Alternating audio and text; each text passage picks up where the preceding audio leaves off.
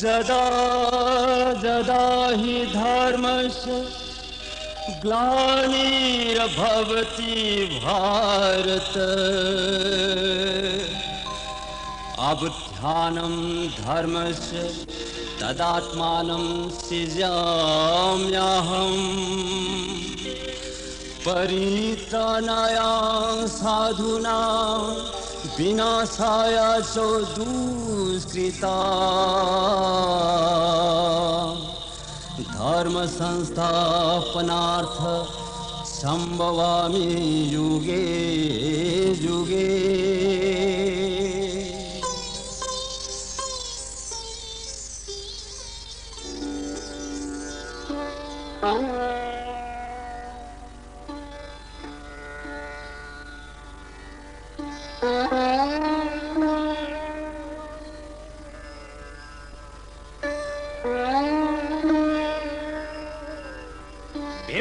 Board मंत्री कुमसीदी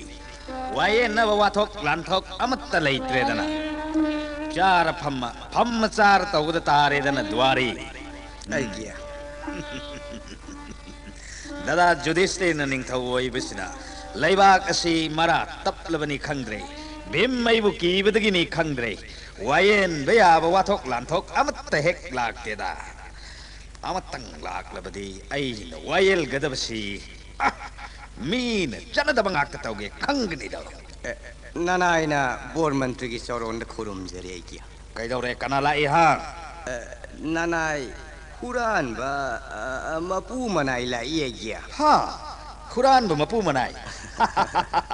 नुंगाई रेदा पुसलो थिल्लबने फगनी कौशिन जरु खिगे किया भाई खुरान मपू मनाई हाय बा भाई भाई मपू न सेक्शन दबरा मनाइना खुरान लिब्रा खंगनी दो ngasidi nanaई अनिशी amana mapun ama sina huran mane ya board मंत्री हे हुरान बा मपू खुरुमजो बोर्ड मंत्री दा आइया ननाई कोई ना खुरुम जरी यारे यारे होगलो करम बना हुरान मने हाय बा ननाई असोमदा लेपिबा सिना हुरान बने आइया आई खंग असिना खुरान बा होय अदुगा अमा सिना मपू नत्रा आइया ओइरा माले आइया बोर्ड मंत्री आइया मान आइगी पोट इरल हुरान लि बने आइया ताव मान नहा के नरल नथम हुराली असिनी ने नंग वाकत लरिबसे नत्रा असेंग मने आइया मीन हुरानिंग बपोती मीगी हुरान फमदरी करीगी थमुरी करीगी थमुबगे हायबा आइया ताकपिरी बसिबु अय कनालै वास साजै सनैबिगी नाप नाप लावबुदो अमत याम थुन परो आइया वरक्तलिब्रा आइया कनादा ओइरबनो येबिगदौरी बसिबु आइया अय कराय अय नंगोंदनी येइगदौरी बसि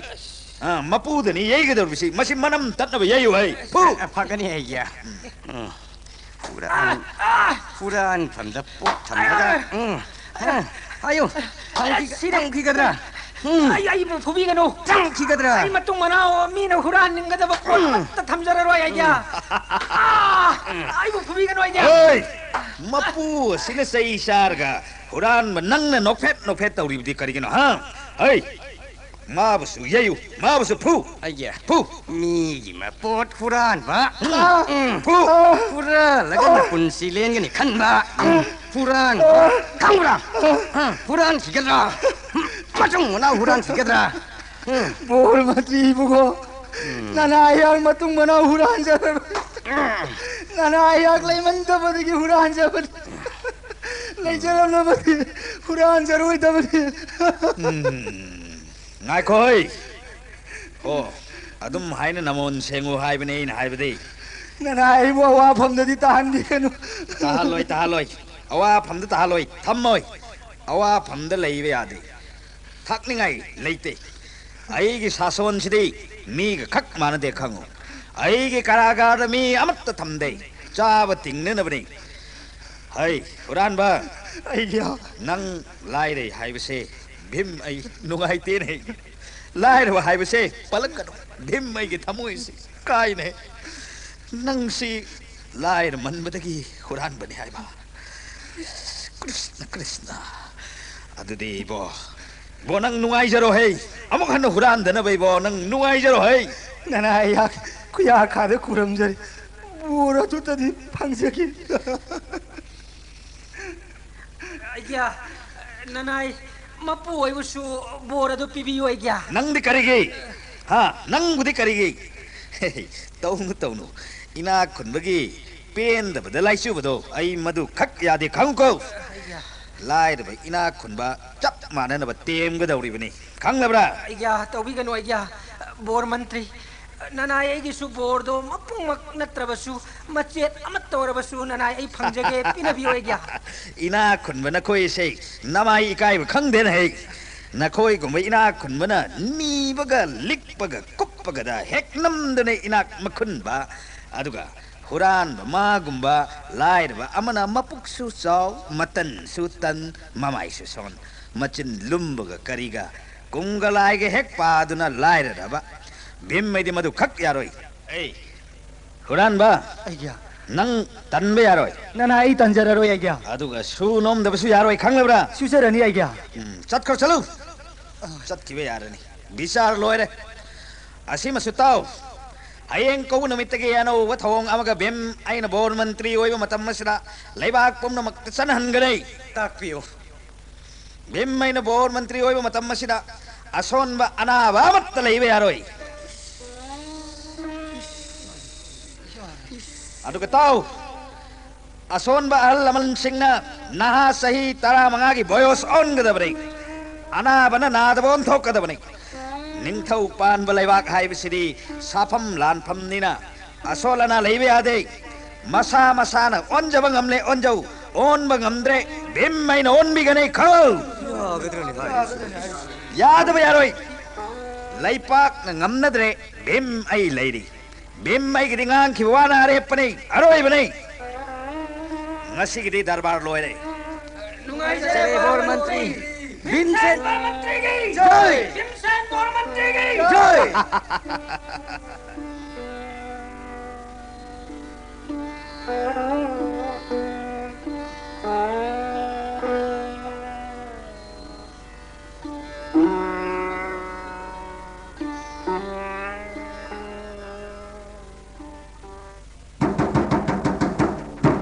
ताओ ताओ ताओ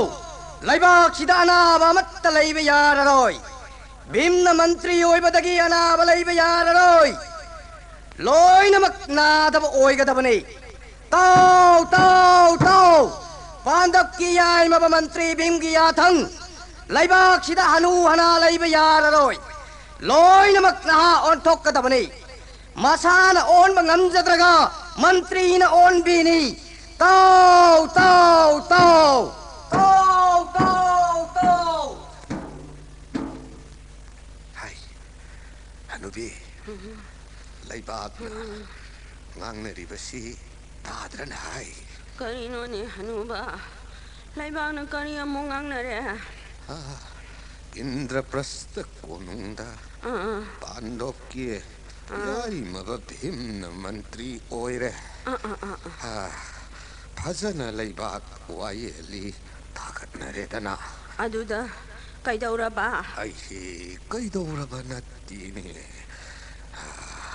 भीम मंत्री की वायेलदो तंगकपनी हाइरिने मांगलम चत्ता तौहिदबा ngakta तौवी हैदना लैबाक थागतनरिबसिनिने कुंतीगी मसा याइमबा भीमसेन ओहोइने भीमसेनदो मयाम्बा अहल धर्मराज युधिष्ठिरना निंथौ ओइरे याइमबा भीमना मंत्री ओइरिदना महागना पाउजेल थादुना लाउथोक हल्लिबनिने आसे अहन लैबा याररोय नहा लोइन ओनगदबनी सीनिने सगोल पाउ थादुना लाउरिबसे भीम हाइबसिदी अंगाउबनी वालौरु यामना तेको पंगांगांग सकपदुबु आई 미롤 퉁다비 호동 두렐 꿈다비 시가 헤이 낭나 캉거 뽀트나 띠네 빔 하이바도 자우라바니네 보로 만트리 오이리바니네 레이박 낭나 바부 인드라프라스타 고농다 다르바르다 몬틱 몬둠 타르다나 노이 필라다나 자우트록 자우바마카이 림나 판미 하이네 마신 마와 잣리 하이리네 빔다. 아이 하누비 반도 하이바 마신 마나우 망아시 어쩜 바마따나 띠나 하이 조디스티르 빔 아르준 노쿨 소데바 ताराइब मी अमत नत्ये ने मसिन मनाउ चामन कक्का हाइसिन बयाब नत्ये न हाइ धर्म लैबा ngakani tai leibak na sanadabbu bhimma na hekta pangcha sana hanba yaba nate ta haijabai wani hanuba nangsu hai hai hai ai na masin manau manga abu asamba natti hairigase amagi natti ne kauroki चामगी अहन दुर्योधन मंगाबु हाटननबा चासंगमै थाबद फाउब चाखिद्रब मंगानिने महैदा मसिंगदा पिसक पिक्लिङैदगी चामदगी अदुम मथोइरिबनी असिगी वानिने थोइ थोइ सिंगी हाय मथौना मा पांगन लै हाय अदुबुने हनुबा लाउथोगलिबा सगोन पाउसिदी मियोइबना ngamlaroy asinida अहनबु नहा हेकोन कनाना सनबगेदा हरि भक्ति लैबदी मसिन मनाउ मंगानी दो अर्जुन हरिब पार्थ सिना भगवान श्री कृष्ण सिग सोखा सानरिबनी दो आइन ताबददी कृष्णन सानबसे याई मम भीमसे निताई हनुबा करीदा तारिबा तायो नरिनिदा नंगबो आई अपंगबी हरि नबु सानबिरबदा ngамदब यादब करी लैबगे न है अपंगबी हरि नबुदी साले अदुदा अहन नहा ओनबदी ओनदे सिबगी वानिदा हनुबा हाय हाय हाय इमानबा लोइरबा सैसु पाइरबा मसम ngौरबा कयामा इमाई पेमा कैदौरबा फिजियत सेटलदना नहा माननबा मसम मुननबा का संगलदना मख्वांग कादो से सुमनगा तिक सुमनगा तिंखलदना सिनिंदबदगी तौनरिमनिदना हाय म तौरोय को मदुगी वानिने हनुबी होइने ngaraangdo laklamb mamangi arang phamba tadakado machakado khangudre da hai kezari boy khalui madugi oire ko hojikti judishtir na ningthau oire bhimna mantri oire oisanu wajamangini adubu wayenbada मागी भीम हाइबदो गदादुमदी थादे हाइन है तो अदुनबु हाइनी अहल लोइरबा हाइबसिदिने हो हा हे हाइबदा लान चटपदा खोंलो पलो ओइदौरिमनिदो अंगांग ओनबना सुमनी असिदिने हाय हनुबी नत्तीने करिनि न हनुबा न भाब तो अदुक खगनु न है खगदे आइदे कन्नबो मखल्ली हनुबी करी खल्लिनो हनुबा भीमगी मनाक्ता अमुक्तंग चचिराइदरा काइदौबनोने सतौरिबो आइगिदि सेंग हेक्ता अनिंगबदो थक हेक्ता हाइरुगदौरिबनी इमानबन सेम सानरिबसे आइदि याउदे सेंग सख्यात नहा हेक्तोल हनबियु याथंग तौथरिबसु बोर मंत्री जीननी चानबियु कृपा तौबियु हाइदुना मखोंग हेक्ता तुगदबनी हंद्रेदा हनुबा hey hanubi kanade nangsu chatsida hayengdi ai yaujaroida hanuba hanubi taunuda hayeng ai na kok naha ondana yumda thok lak lingba muksana roida nangbu nungai roida hanubi masi hanubasi mathong nai masadeda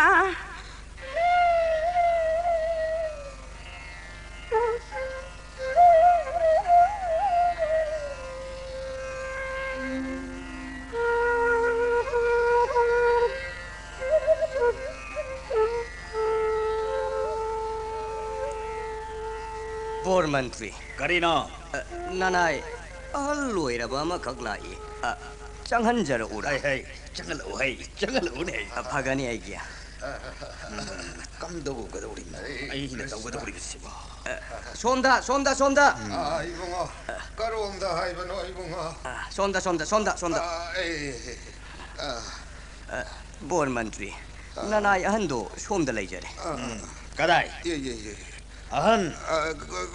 구름자리 보르먼트리 यारे हगत पियो ऐ फमलुन है 시다 함비요 예예 야래 ताकपीसी कम दो बा 이봉아 보르먼트리 미 콰이디 삭얌나 샴나레다 ताकपियो 아이디 나라이 아이디 삭 샴자디마 리디 시행나 보르먼트리 부 핵다 구름자루라기 아이두나 락셔리 바니마 नुंगसीद 보르먼트리 को अहल यारे भक्ति तौद्रबसु यारे होगलो लाउथोकपी हाइने इबुङना होय अइना लौथोक जबनिमा नानाइदी गति लेजदे सिंगना हाइजनी नानाइबु नहावन थोकपिउ बोरमंत्री हरे कृष्ण अइना दौनी मनिंगिने नानाइ नपुन खुरुमजरीसे करमनो अइबु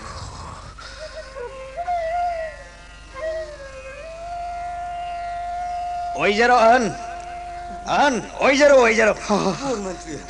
गदानी अहल दुदा चुम्मी नहीं अइना तौरी बसी गदानीने गदा नानाइ नपु कंखचरे नुगाइरे ai nahawledena ting hek lawredena कृपानी बोर मंत्री नाओले बोर मंत्री नहावले दैननिको पांडव के भीम नपोक फरक खबोइदको ध्रुवनार्द मुनि ऋषिना फंगमद्रब सिद्धबु फंगबोइदको हे पांडु नंदन अफवत्तो ओइबियुको हे ब्रिक्कदोर नुगाइरे अहल नहा ओल बनिना चच्चखिब यारगने ai यौजरगे बोर मंत्री ai नहावले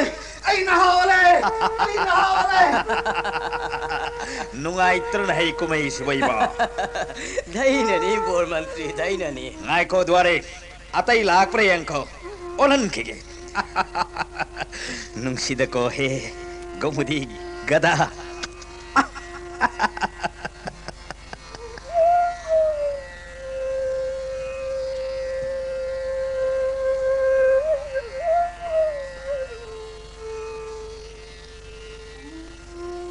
हाय तारिब्रा हनुबी तारिब्रा कनानोने तारिब्राले नंगो यासंग मतमसिदा बोंगाउसिनरेदा नुपा मसासिंगसे हाय आइनीने थों हांगो धुप ककासिना मनम हेक नुसिरिबदी ngasiси थों हांगोसे ngausinanun hai नुपा मसासा नपु लेते हाइदना उसित्री बरने आइबो कनादनो नंगना हारिदुबो आइनीने नपुरोइबा इफाउ खंगद्रब्रो नंगो करिनोने हाइरिसिबो हनुबी थों हांगो आइबनिने नंगो आई दरबारदगी कुमाबने करिनोने हाइरिसिबो थों हांगो फरे थों हांगदुना येंगे ngausinnaredana आइनीने नपुरोइबनी मांद्रब्रो हाँ मांद्रब्रो आइबा येंगो मैदु पुसलक्तुने येंगुने कनानोने हनुबी ममांगै नंगना लैसारिङै नपामदा लैसारिङै मतमदा अइना कोइबा लाखिबगी मतमदुगी अइदो मांद्रो हा होइने अइना हाइद्रो सिथोकनेद्रा होइने सिदा ngausinnaredana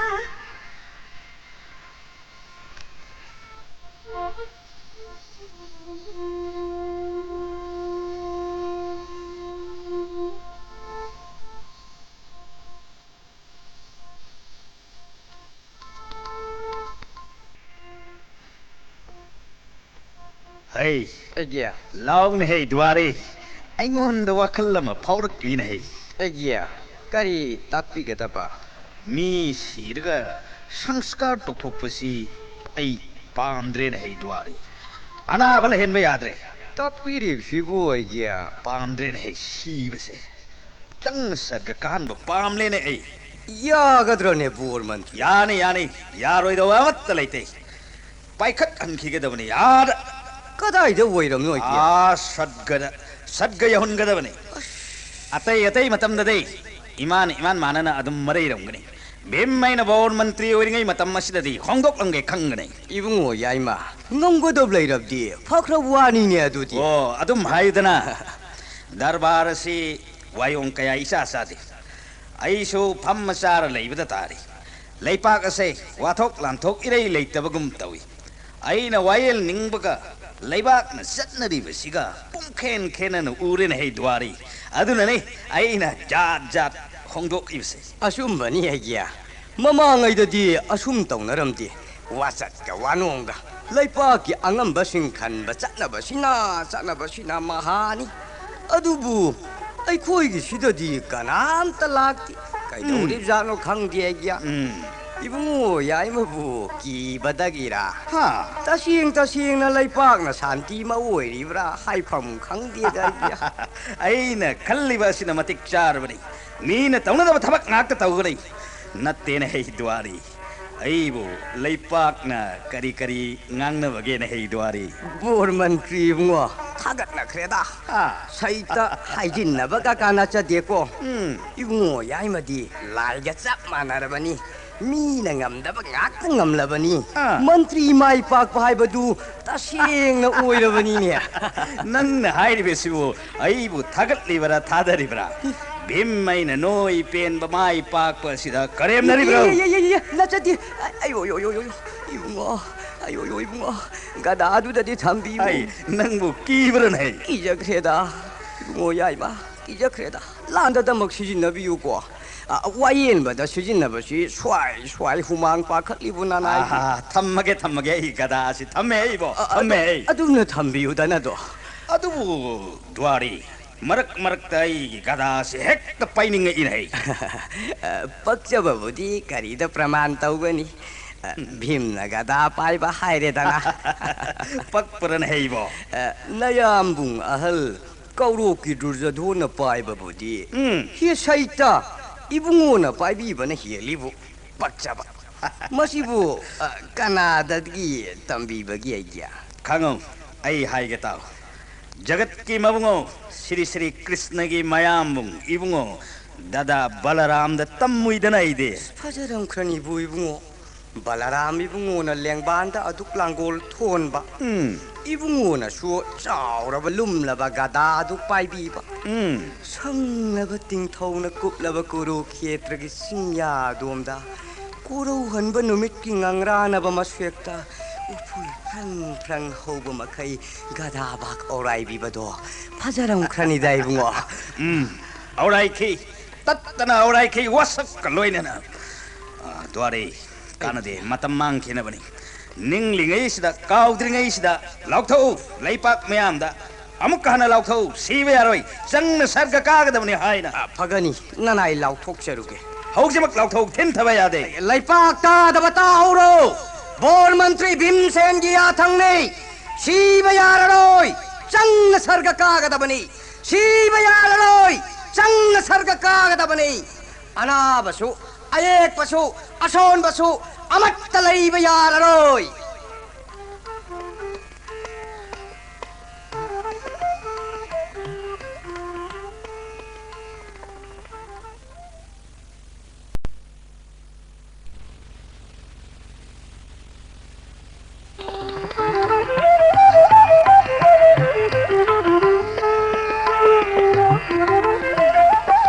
बोर मंत्री hayo नानाई खोमी तारा मंगाना सगोल तोंगदुना लेपाक सिन्ना पाउ थाजबने आइगिया paujen kribasi nimit kayani di sure ari taukna pakne tayabane aigidi aduri somdau si dwari ताकपियो आइगिया mai sab sing pum mak hanaras darbar kokhatlaba kana da anaba layengli masak maming hayo aidana hanglaba maming matha leifam khangdoklaba अनाबसिंगदु दरबार पुखल हलबा यानी ने हा मधु यानी ने हिदवारी इबुंगो याइमनदी यानी ताकपीरी ननाइना सुम खंजबददी हायुतासी लंबी लंखांगदा यामना semi फुमसी करीगी सीगदौरी बनोने द्वारे ननाइ अइना हंगच्चबदी असिनी अनाबदु खोमी सिंगना फादुना वागी सगाई सादुना पुरकलो अरुम लायौगा मसादु थक थक थक निगलो लंबीदा अदुम लालनी मी हाटपगी दंदीदुना ईश्वरना इबुंगो याइमा रोमदो अय मतोइनरो नंग हाइजररो ननाइ हाइजररो याररो अइना खलुरबसे अमत्त याररो माइब साव ngak कखलसी अदुगा मनम मदुर गदासिना अमुक्तंग गिरिगिरि तकपदा अनाब लेफम हाइदोरकनी ने हिदा होय बैदि ओइरमबा माइबो ओइरमलबदी मराल मरैरे मी हातोपगी चुमना हिदाक लांथक मरी सुबा चाबान थौदौ लांदौ तौबदंगवे ओइरमलबदी मरालदु मरैजद्रिबा करीगे माइबा साबा हाइबसुदी आइया मी हाननब साब नत्तेदो मी कन्ननब साबनी अनाबा फहनबगी दखिना संबाई कखिबदुदी युम्बुदुगी अपियनबनी चुम्मिन है मसी अदुदी सुमदुरसिदैबो ताकपियो बोरमन सगोल तोंगुना इसा हेक्ट सतलगे खोंगमी लानमी खरे यावगद्रा यावजगनी दा कैनो इबुंगो याइमनबो लेंबिरबदी नोगोर पुंगमक चतुना अनाब लैब्रा हंगबना फबतारे होय नना येखोइना सेंग खुमु मिनम बंगांगलबदी चैराक पिगनी गोल मंत्री यावना सना खुंगलेंगलक्लिबनी हाइदुना किहल्लबाइया अनाब फन चोंथोलक्लनी लूटप याररोय बोल मंत्री फरे दुदी हयेंगदगी हेक्टर होबतारे सगोल गारे खोंगमी लानमी सेम सारो हयेमक सतनवा फगनी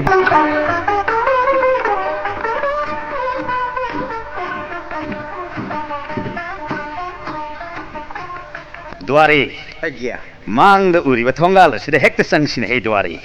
खुल्लतै मकैददी अनाब अमत्त थेंगनरक्ति युम सिमदी युमलै केरै वायोंग साति अनाब लैरमगदम मालिदो इया हंसी औंकन हंसी द्वारे अगिया युम सिबो अनाब लैब्रो करी हाइरी द्वारे कनामक्त खुमक्ति अगिया अमुक्का कौ अगिया ऐ नाइखो द्वारे युम सिगी मनुंगा अनाब अमना नाही बगुम तारी ने कनानो अंत हंगुन हेबा होइनी रुंगो याइमा अनाब गी नाही बम ताइने ऐसो अनाब यावरी ब्रो अनाब लैरबदी सेंग हायो अनाब यावरी ब्रो ऐ नारी कना ओरबनो अनाब यावरो मालेक्या अनाब यावरे ने हे द्वारे अनाब लैरे फै खंगनी जना थोरक पंगंगदो यारबदी थोरो हाय करी ओरबनो नारी या नारी जुम्मी द्वारी मसी नार बजानी या तुम येंगनबियो मपुकसिना कंट्रिक कंगलिबा अदुगा मसी ग्राक असिना असुक्थिन सियंगिबसिबो मयाई नोइरे या नोइरे या मथबा की मिहुन्नसिना शरू मरक पीट फाउरे ए नाबा कयाम कुइरे नाबा था तरुकुंबा फारम मदरा ऐना नारी बसे माय पी मथा तरो नंग नमंगदी करी मंगे असी अना सरू सायांग मक्ते हुई कृष्ण मांगलेदना ऐ अनाबा करिगिनो नंग सुक्थिन नारिबसे आयो नानाय नाजनिंगदुना नाजबनसते नाजनिंगदुना नाजदी हाइबा अदुगा करिगी नारी नानाय खंगजदे करी चासलुई नोमा सगुलाय उतीदो खरै हेंजलुरे मदुदगेदि अदुम अरीब चेंथग्र माल पोइपो लैपाक असिदा अनाब लैब यादे हाइबसे ननादु तादो नंगबो ताद्रो अनाबबु कनान ओइनिंगदगे मासोय चुम्मी नै द्वारे चुम्मी नै मान हाइजरी बसे ओय ꯑꯍꯣꯏ ꯑꯩꯒꯤ ꯇꯨꯃꯤꯟ ꯂꯩꯌꯨ ꯅꯆꯤꯟ ꯊꯤꯒꯅꯨ ꯃꯥꯏꯕ ꯀꯅꯥ ꯀꯅꯥ ꯌꯦꯡꯉꯤ ꯍꯥ ꯀꯅꯥ ꯀꯅꯥ ꯌꯦꯡꯉꯤ ꯃꯥꯏꯕ ꯁꯨꯔꯦ ꯄꯩꯁꯥꯗꯣ ꯇꯤꯡꯗꯨꯅ ꯇꯣꯛꯏ ꯅꯪꯅ ꯀꯧꯔubra ꯅꯠꯇ꯭ꯔꯒ ꯃꯈꯣꯏꯅ ꯇꯥꯔꯒ ꯂꯥꯛꯄ꯭ꯔꯥ ꯅꯔꯣꯟ ꯆꯨꯝꯃꯨ ꯇꯥꯔꯒ ꯂꯥꯛꯄꯁꯨ ꯃ ꯌꯥꯎꯏ ꯀꯧꯔꯨꯕ ꯈꯔꯁꯨ ꯑꯗꯨꯝ ꯌꯥꯎꯏ ꯁꯨꯛ ꯀꯨꯞꯅ ꯍꯪꯕꯤꯔꯤꯕꯁꯤꯕꯨ ꯀꯔꯤꯒꯤꯅꯣ ꯃꯥꯏꯕꯔꯥ ꯑꯌꯣ ꯑꯩꯈꯣꯏ ꯀꯣꯅꯨꯡꯗꯒꯤꯅꯤ ꯈꯪꯉꯕ꯭ꯔꯥ ꯀꯣꯅꯨꯡꯒꯤ ꯃꯤ ꯉꯥꯛꯇꯅꯤ ꯅꯃꯥꯡꯗ ꯂꯦꯞꯂꯤꯕꯁꯦ ꯈꯪꯕ꯭ꯔꯥ ꯂꯩꯄꯥꯛ ꯑꯁꯤꯒꯤ ꯕꯣꯔ ꯃꯟꯇ꯭ꯔꯤ ꯚꯤꯝꯁꯦ ꯑꯩ ꯀꯩꯅꯣꯝꯃ ꯇꯧꯔꯦ ꯑꯩꯒꯤ ꯅꯅꯥꯏꯁꯤ ꯀꯩꯅꯣꯝ ꯇꯧꯈ꯭ꯔꯦ ꯕꯣꯔ ꯃꯟꯇ꯭ꯔꯤ ꯀꯩꯅꯣꯝ ꯇꯧꯈ꯭ꯔꯦ ꯐꯔꯦ ꯂꯐꯨ ꯃꯇꯨꯞ ꯑꯃꯒ ꯂꯥ ꯂꯥꯇꯣꯟ ꯑꯃꯈꯛꯀ ꯊꯤꯔꯛꯎ ꯆꯂꯣ ꯊꯤꯜꯂꯕꯅꯤ ꯊꯤꯔꯛꯎ 이붕어 야이마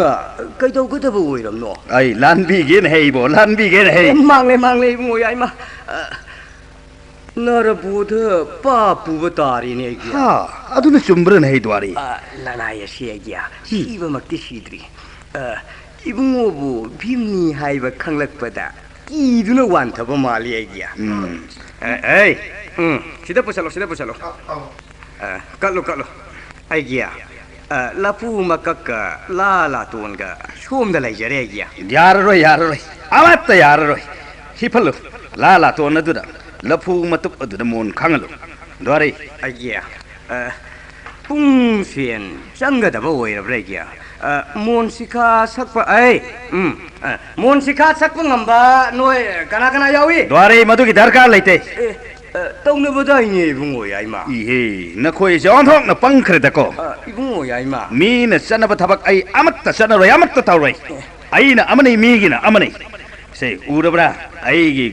ꯒꯗꯥꯁꯦ ꯅꯪ ꯎꯔꯕ꯭ꯔꯥ ꯂꯣꯏꯔꯦ ꯃꯣꯟ ꯑꯃ ꯂꯨꯝꯕ ꯒꯗꯥꯁꯤ ꯑꯃꯨꯛ ꯄꯥꯏꯈꯠꯈ꯭ꯔꯦꯅꯦ ꯑꯩꯒꯤ ꯀꯔꯤ ꯇꯧꯕꯤꯒꯗꯕ ꯑꯣꯏꯔꯝꯅꯣ ꯏꯕꯣ ꯂꯥꯟꯕꯤꯒꯦꯅꯦ ꯏꯕꯣ ꯂꯥꯟꯕꯤꯒꯗꯧꯔꯤꯕꯅꯤꯅꯦ ꯑꯩꯅꯦ ꯂꯥꯟꯕꯤꯒꯗꯧꯔꯤꯕꯅꯤ ꯂꯥꯟꯕꯤꯔꯨꯅꯨꯕ ꯑꯩꯕꯤꯒꯦ ꯂꯪꯖꯕ ꯍꯥꯏꯗꯨ ꯊꯣꯛꯀꯅꯤ ꯂꯥꯟꯕꯤꯕꯒꯤ ꯃꯍꯨꯠꯇ ꯐꯍꯟꯕꯤꯌꯨꯗꯣ ꯕꯣꯔ ꯃꯟꯇ꯭ꯔꯤ ꯐꯍꯟꯒꯗꯧꯔꯤꯕꯅꯤꯅꯦ ꯗ꯭ꯋꯥꯔꯤ ꯐꯍꯟꯒꯗꯧꯔꯤꯕ ꯌꯦꯡꯉꯣ ꯑꯩ ꯇꯧꯒꯦ ꯌꯦꯡꯉꯨꯅꯦ ꯗ꯭ꯋꯥꯔꯤ ꯑꯩꯅ ꯀꯔꯤ ꯂꯥꯎꯊꯣꯛꯈꯤ ꯅꯪ ꯇꯥꯗ꯭ꯔꯣ ꯇꯥꯏ ꯃꯤ ꯁꯤꯕ ꯌꯥꯔꯣꯏ ꯑꯅꯥꯕ ꯂꯩꯕ ꯌꯥꯔꯣꯏ ꯍꯥꯏꯅ ꯂꯥꯎꯊꯣꯛꯄꯤꯈꯤ ꯍꯣ ꯑꯗꯨꯅꯤ ꯃꯗꯨ ꯃꯇꯥꯡ ꯑꯁꯤꯗ ꯇꯧꯒꯗꯧꯔꯤꯕꯅꯤꯅꯦ ꯑꯩ ꯒꯗꯥꯁꯤꯅ ꯃꯊꯕꯥꯛ ꯑꯁꯤꯗ ꯊꯝꯃꯤꯕꯁꯤ ꯅꯪ ꯎꯔꯕ꯭ꯔꯁꯦ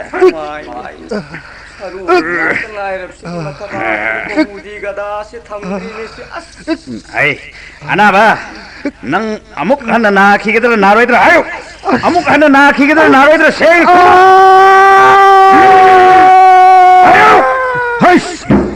Kano. Nagi mama makun mali panga. Kunju sang mana tu. Kari laino. ꯑꯩ ꯁꯅꯤꯅꯤ ꯚꯤꯝ ꯑꯔꯤ ꯊꯧꯗꯨ ꯍꯥꯏꯕꯗꯨꯅ ꯌꯥꯏꯃ ꯅꯪꯅ ꯇꯧꯔꯤꯕꯁꯤꯗꯤ ꯅꯅꯥꯏ ꯀꯔꯝꯂꯦ ꯒꯨꯔꯨꯗꯦv ꯑꯄꯔꯥꯙ ꯇꯧꯕꯤꯒꯅꯨ ꯅꯅꯥꯏ ꯑꯩꯅ ꯈꯨꯔꯨꯝꯖꯔꯤ ꯍꯦ ꯁꯅꯤꯗꯦv ꯈ꯭ꯋꯥꯡ ꯌꯥꯡꯂꯦꯟꯒꯁꯤ ꯄꯨꯡ ꯍꯤꯛꯈ꯭ꯔꯦꯗꯅ ꯌꯥꯏꯃ ꯏꯄꯥꯗꯤ ꯅꯅꯥꯏ ꯑꯅꯥꯕꯁꯤ ꯐꯍꯟꯅꯤꯡꯃꯟꯈ꯭ꯔꯗꯨꯅ ꯑꯗꯨꯛ ꯇꯧꯖꯔꯨꯕꯅꯤ ꯁꯅꯤꯗꯦv ꯊꯤꯗ ꯃꯉꯥꯎ ꯊꯤꯗ ꯑꯩ ꯌꯥꯏꯃ ꯅꯪꯒꯤ ꯒꯗꯥꯗꯨꯒꯤ ꯃꯃꯥꯡꯗ ꯈꯥꯡꯒꯗꯕꯁꯤ ꯀꯅꯥꯅꯣꯅ ꯍꯦꯛ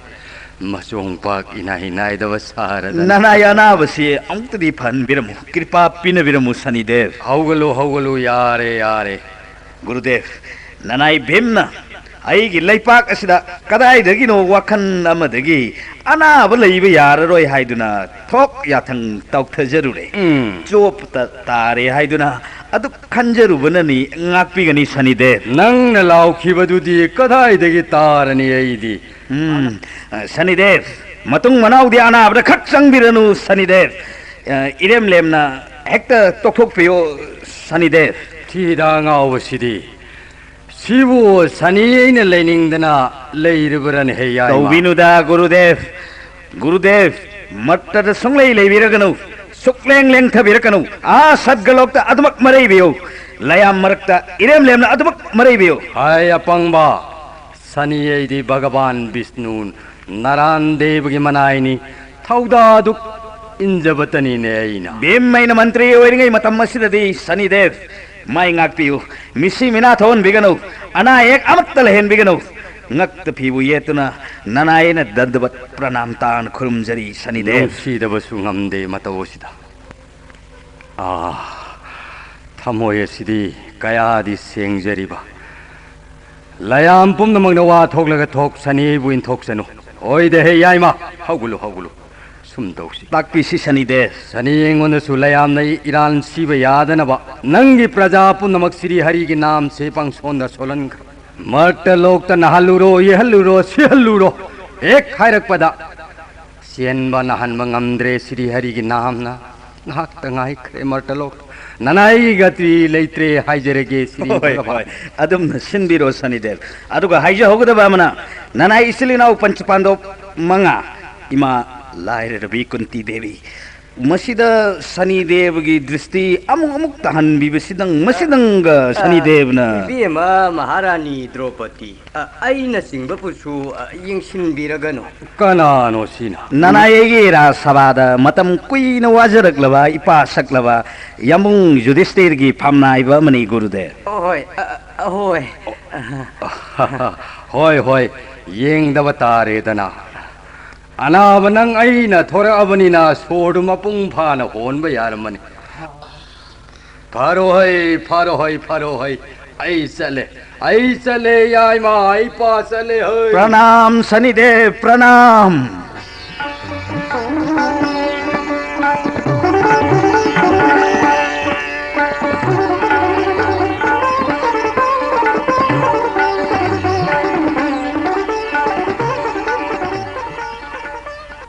Dwari, idea Asiba Tawaina Sadgalok Satli Tilli Haibasi, Udabanina Kanana Suthazana de Natra. idea Masi Sumdursi Dwari. Sor Leban Bayadre. Sor Hon Hector Sarga Kankrasi. I with the Chung Sarga Kahan Bahibido. 야가드러네 붕어 야이마 Yani Yani Kariyadani. 까나나 튕겨다기네 빠현바 야바수 났다나 I toge Yengune Dwari. Masana Kazabang Amle Pare, Namdre Bimmaina Kahan Matare. ꯌꯥꯝꯅ ꯐꯈ꯭ꯔ ꯋꯥꯅꯤꯅꯦ ꯕꯣꯔ ꯃꯟꯇ꯭ꯔꯤ ꯅꯅꯥꯏ ꯑꯩꯈꯣꯏ ꯑꯃ ꯉꯝꯖꯔꯣꯏ ꯄꯨꯛꯆꯦꯜ ꯁꯦꯡꯅ ꯏꯕꯨꯡꯉꯣ ꯌꯥꯏꯃꯅ ꯁꯨꯝ ꯇꯧ ꯍꯥꯏꯕꯗꯨ ꯇꯧꯖꯒꯦ ꯃꯇꯦꯡ ꯄꯥꯡꯖꯒꯦ ꯀꯨꯝꯍꯩ ꯑꯗꯨꯛ ꯌꯦꯡꯖꯕ ꯑꯁꯤ ꯄꯥꯏꯌꯨ ꯍꯦꯛ ꯄꯥꯏꯖꯕ ꯑꯗꯨ ꯊꯥꯡꯉꯨ ꯍꯦꯛ ꯊꯥꯡꯖꯕ ꯑꯗꯨ ꯃꯉꯥꯏꯕꯨ ꯏꯕꯨꯡꯉꯣ ꯌꯥꯏꯃ Adu Wapam Mana Dwari. ꯇꯥꯛꯄꯤꯌꯨ ꯕꯣꯔ ꯃꯟꯇ꯭ꯔꯤ Nung Tabasima Makumata Oidri Makai Tabase. Bim Yaning de Hedwari. ꯑꯆꯨꯝꯕ ꯋꯥꯅꯤ ꯏꯕꯨꯡꯉꯣ ꯌꯥꯏꯃ ꯄꯥꯟ ꯍꯦꯛ ꯃꯁꯥꯏ ꯅꯠꯇ꯭ꯔꯤ ꯃꯈꯩ ꯍꯤꯡꯕꯤꯗꯕ ꯎꯁꯛ ꯃꯦꯂꯥ ꯑꯃ ꯇꯧꯔꯦ ꯅꯥꯇꯩ ꯆꯥꯗꯅ ꯅꯣꯡ ꯍꯦꯛ ꯍꯩꯊꯔꯛꯄ ꯅꯣꯡ ꯆꯨꯒꯗ꯭ꯔꯥ ꯍꯦꯛ ꯅꯤꯡꯉꯤ ꯌꯦꯝꯄꯥꯛ ꯄꯦ ꯇꯨꯄꯥꯛ ꯍꯦꯛ ꯃꯔꯥꯡꯖꯕ ꯍꯦꯛ ꯆꯨꯕꯤꯔꯛꯇꯕ ꯄꯨꯗ꯭ꯔꯦ ꯄꯨꯡꯂꯨꯞ ꯃꯁꯤ ꯊꯤꯡꯕꯤꯌꯨꯗꯣ ꯕꯣꯔ ꯃꯟꯇ꯭ꯔꯤ Matau Towning no Matanda Manamasing, Haipal Lepal, Kankun the Wana Tajabasing, Duki Kankun, Kakta the Damak, Nong Tagadoni. ꯑꯇꯩꯅ ꯋꯥꯊꯣꯛ ꯑꯃꯨꯛ ꯑꯣꯏꯅꯔꯣꯏꯗ꯭ꯔꯥ ꯇꯥꯛꯄꯤꯔꯤꯕꯁꯨ ꯕꯣꯔ ꯃꯟꯇ꯭ꯔꯤ Suning Noming Daba, Ingol Quiding Daba, Lamlem the Nong Subayadene Dwari, Nong Tinganabani Natro. ꯆꯨꯝꯃꯤꯕꯨ ꯏꯕꯨꯡꯉꯣ ꯌꯥꯏꯃ ꯆꯨꯝꯃꯤꯕꯨ ꯅꯣꯡ ꯇꯤꯡꯅꯅꯕꯅꯤ ꯏꯕꯨꯡꯉꯣ ꯌꯥꯏꯃ ꯀꯨꯝ ꯀꯥꯡꯕ ꯏꯀꯪ ꯊꯣꯛꯄ ꯍꯥꯏꯕꯁꯤꯃ ꯇꯧꯍꯟꯕꯤꯒꯅꯨ ꯌꯥꯝ ꯅꯨꯡꯉꯥꯏꯇꯦ ꯕꯣꯔ ꯃꯟꯇ꯭ꯔꯤ Aina Kalibase, Chungani Mingi Dwari. ꯇꯥꯛꯄꯤꯌꯨ ꯕꯣꯔ ꯃꯟꯇ꯭ꯔꯤ Mahuksa Taba Kungi Nong Paksana Pangta Tatopanido. ꯑꯍꯣꯏ Targa Pangta Taba, Tadra Punkang Hekangba. Take later very high. Bim Main Mantri or Matamasidi Madu Kak Yaroi. Nongi Mamal Ising Mamal Masak Kangna, Likna, Choi Sang, Lepaga, Tangadavani Dwari. ꯆꯨꯝꯈ꯭ꯔꯦꯗꯀꯣ ꯍꯦ ꯄꯥꯟꯗꯞꯀꯤ ꯕ꯭ꯔꯀꯣꯗꯣꯔ ꯌꯥꯏꯃꯕ ꯚꯤꯝꯁꯦꯟ ꯅꯅꯥꯏꯅ ꯈꯪꯖꯗꯗꯨꯅ ꯋꯥꯒꯤ ꯋꯥꯄꯥ ꯆꯥꯔꯤꯉꯩꯗ ꯈꯜꯂꯛꯄ ꯊꯦꯜꯂꯕ ꯋꯥꯈꯜ ꯀꯌꯥ ꯑꯗꯨꯕꯨ ꯀꯔꯤ ꯈꯪꯖꯗ ꯍꯪꯒꯠꯆꯔꯨꯔꯦ ꯏꯀꯥꯏꯖꯈ꯭ꯔꯦꯗ ꯅꯅꯥꯏꯗꯤ Asi lay Havagi Watani da Dwari. Bim may de Pumnamaki Walogani. Mangam Sati Lengak Patap.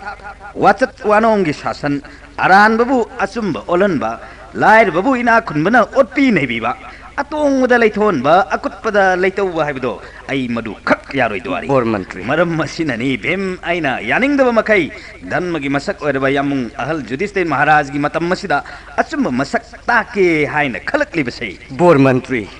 ꯄꯨꯝꯅꯃꯛ ꯁ꯭ꯔꯤ ꯍꯔꯤꯒꯤ ꯀ꯭ꯔꯤꯄꯥ ꯅꯤꯖꯗꯨꯅ ꯅꯅꯥꯏꯅ ꯄꯨꯅꯁꯨ ꯊꯋꯥꯏ ꯑꯁꯤ ꯊꯥꯔ ꯐꯥꯎꯕꯗ ꯃꯇꯦꯡ ꯄꯥꯡꯖꯒꯦ ꯕꯣꯔ ꯃꯟꯇ꯭ꯔꯤ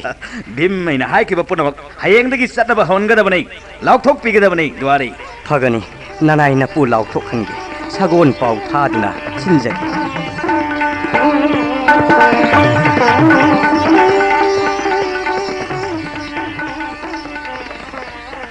भीम मैंने लाउथोखिबा याथंग खुदिमक पांगथोखरे अकोन बा लाउथोखिबा याथंग सिमदि लेपाकना चटनबा ngamdre aina चटनहनबसु ngamdre करी उपाय तौगनी सिरी असीबबु सियंदबसु ngamdre अनाबबु नाहंदबदि ngamलगा असीबबु संग सर्ग कहनबदि ngamdredana यो करी मागी नुक्सत हाइबा लायदु अमतंग उननिंख्रेदा मानदि ngamगनी से मंगोंददि करिसु लैबा थबक नते तौगे खंगोइद्रदो आई तौगे खंगने आई नुंसित निंगथौनी भीम नंग वारौ मन बताबदगी नंगबु थेमजिनगे लाक्लबनी समलांग इफा फाबा तेलंगा ममैगुम फरा फरा हायरबा सरै थोनबा समलांग मतोंदा अचौ पिसक नायरबा उतोंग कया मन यालिबा मानी नुंसित देवता हे नुंसित निंगथौ ननाई भीम मैन भक्ति कच्चरी पांडव की आय मब भीम नहाक नहाक पुसोन बबु करी हाइनिंग बलई बगेने ननायैना अईगी लैपाकता चटनरोल अमा हौदोक्चरीबा हानगी चटनबीना करी तौरबा हानगिदु फत्तबबुदि नत्ते दे लिमल्लब चटनबी ओइना सुम तौरबदुदा होंदोक्चनिंगदुना तौजरुबनी दे करी करी दी होंगलुरे अनौब होंगदौरिबना करीनो याइमा यामना होंख्रपोनी देव प्रतिदेवगी सी खक्ता वाटलबा करी लेबा पोटपुदी नत्तेदा देव असीबगी थवाइना सर्ग काय काय हाइनबसी ननाई भीम मैना मसक्सु अमुक्त उदे थवाइ ngakta काखिबो ओइना तौहि हाइजरिबा हक्चांगबु थंबिरमलगा मई थादोकपा फुमनबगी थबक असिमा थौसु कोइथोखरबा मतमसु संखरबा अद यारगदि देव कृपा तविदना मालेम असिदगी सत सत हक्चांग कोनना लोखत पियुने दे मसिगी थबक सिमतंग प्रतिदेवगी मफमद सिनजगे निंगजरिबा ननाई भीमन खुया खादा याबिरगदि खुरुमजरी संबिदब यादे प्रतिदेव हाय हाय हाय हाय हाय Bhim हौगलु हौगलु थिदा ngaoba ngaoidana sidi sahi suk yam laba miro lising kayam sinkrabasi amukta thengnarakte ne hei nangi sigumba mathong kaya chadri banone se charona hei kaidoruni bhim maina khanno makai khalluraga dihe manna bataraba ikong ikut gadane kaine थौरी सिन पुंचंजर का लैराई दगी थोक एक ओंथा खरगा लोइरे सिदो खरगा लोइरे याइमा के कान गबना मियामना यारोय ngमोय चनब यारोय हाइबदा अइने नुक्सित कौबलाय दुरी अइगी इपानी अइना हाइजरगा लोइने याबिरकनी हाइदना चौथोक चरुवनी अइगी इथौ वारेप ताखिबा अदु खक तौजगे हाइजबगी वाफमनी प्रतिदेव लैरक खुलक उना सिंगना फत्ता हौदीना पुंसाई साइरे नुक्सित नुक्सा सब लेपिरे कुइरे सिरक्तबा इपानी हाइबदा लेमजफम लेते खंगजरे प्रतिदेव कया दनोने से ममोन से वारोरी बनीने से हाय इपान सिटपीनी मी गी मपान दी मथौ पन्नद्रगा अइनदी अमुक पल्लुखिगद्रौ याइमा नथवाई नुंगाई तब तौरुरनुको नंगी असी अना याव हाइबदो